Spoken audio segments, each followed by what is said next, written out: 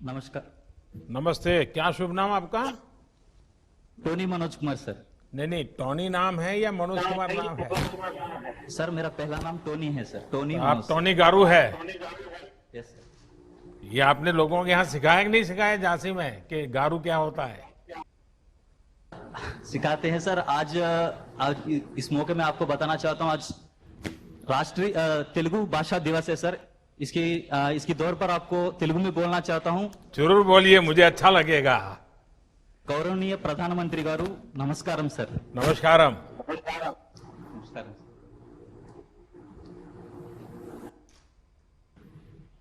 हाँ, कुछ कह रहे थे टोनी?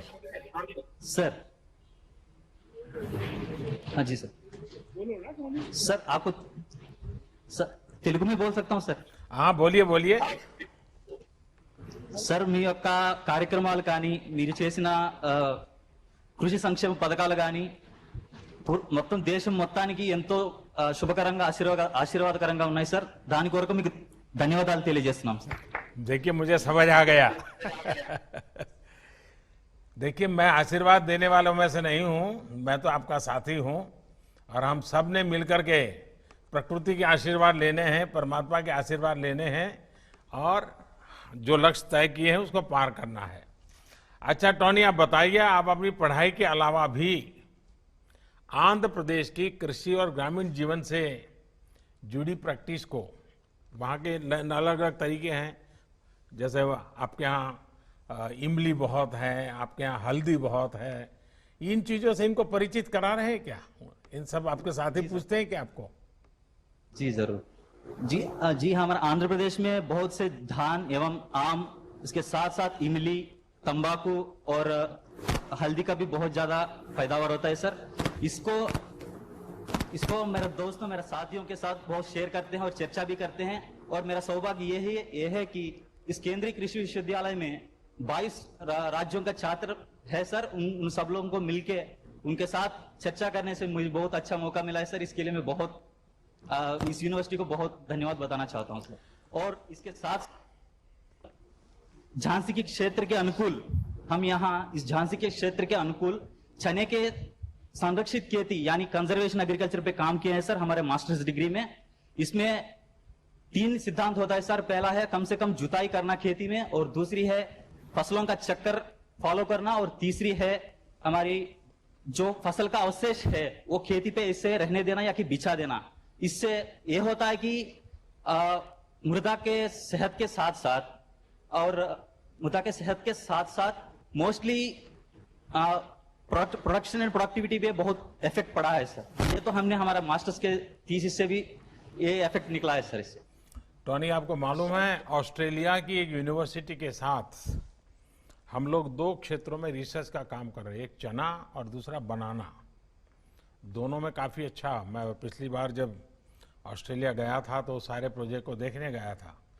भारत के और ऑस्ट्रेलिया के साइंटिस्ट मिल करके उस पर काफ़ी काम कर रहे हैं। आपकी यूनिवर्सिटी में अगर शायद हो सकता है वो सारी चीज़ें वेबसाइट पे होगी तो उससे मैं इस दिशा में आप काम कर सकते हो।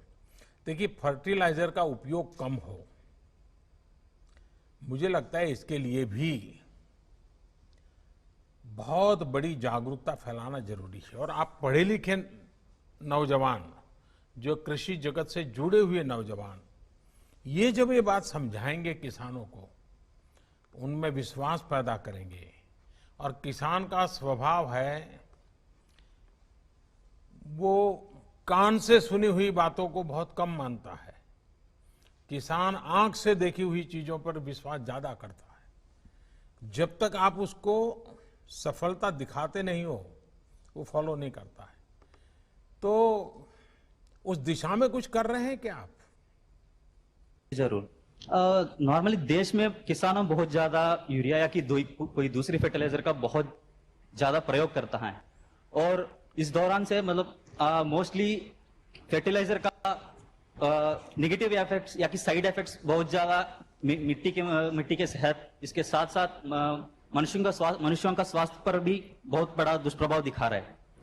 मोस्टली आपके द्वारा प्रारंभ किया गया जो स्कीम है सॉइल हेल्थ कार्ड या नीम कोटेड यूरिया, इन स्कीमों के द्वारा जो यूरिया की कोई दूसरी अन्य फर्टिलाइजर कुछ भी हो, इसके जो हो रहा है, इसके खेती पे लागत कम हो रहा है, इसके साथ साथ मिट्टी के स्वास्थ्य पर भी बहुत जो असर पड़ रहा है उसको भी कम कर सकता है। जो किसान है, सॉइल हेल्थ कार्ड का रिपोर्ट के अनुसार फर्टिलाइजर को अप्लाई किया जा रहा है आजकल, इससे मिट्टी का स्वास्थ्य पर भी बहुत अच्छा इफेक्ट दिख रहा है, ताकि एक्स्ट्रा फर्टिलाइजर यूज ना हो रहा है। और इसके साथ साथ जो पहले यूरिया जो है उसका एफिशिएंसी बहुत कम थे, इसका अब जो नीम कोटेड यूरिया आया है, नीम कोटेड यूरिया आने के बाद जो टोटल यूरिया जो कंजम्पशन होता है उसमें 10% तो यूरिया कंजम्पशन कम हो गया है।